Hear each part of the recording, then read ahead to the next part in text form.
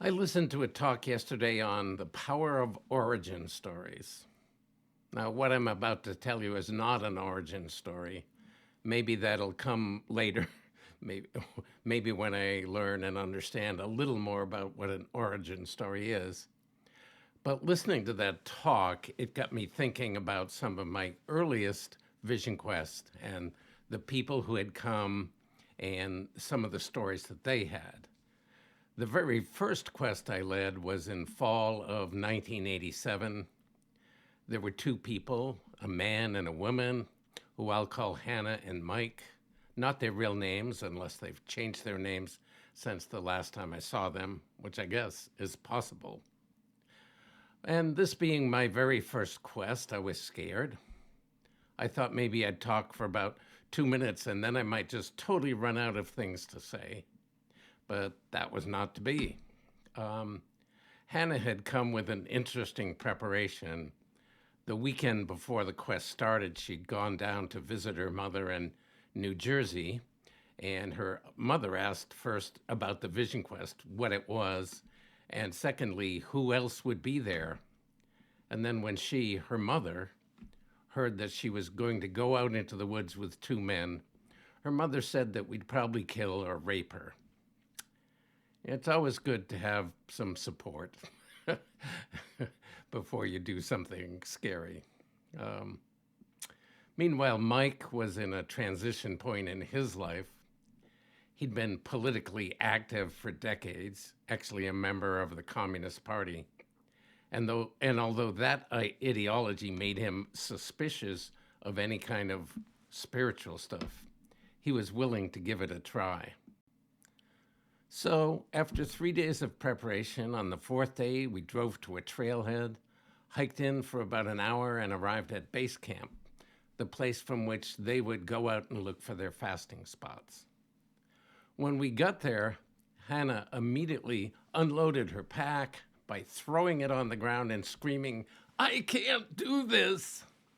And she went into a total meltdown. I didn't try and talk her out of it. I sensed that would be a bad move. But in my mind, I said, I damn well know that you can do this. And that was one of my first lessons in being a Vision Quest guide. That my job is to see people's strengths, capabilities, and resilience, and hold that vision for them, even if or when they're not holding it themselves. And I have done that over the years many, many times in many different ways. Sometimes I do it with kindness and compassion, listening, supporting, affirming their struggles as well as their longings to move beyond that.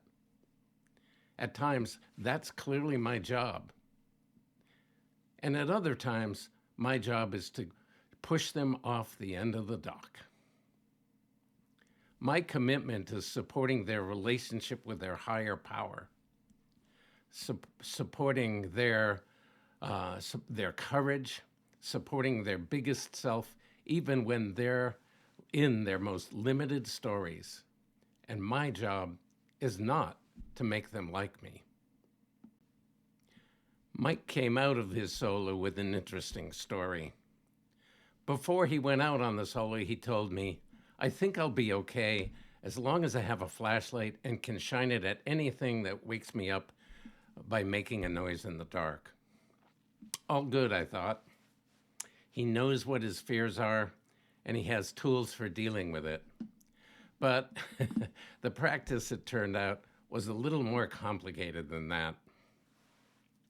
On his first night out, as the light of dusk faded into the dark, he laid his flashlight down on the ground right next to his sleeping bag. But then he thought, suppose I roll around in my sleep and things move in the night and then I can't find the flashlight. And they started worrying about that. And so he came up with a solution.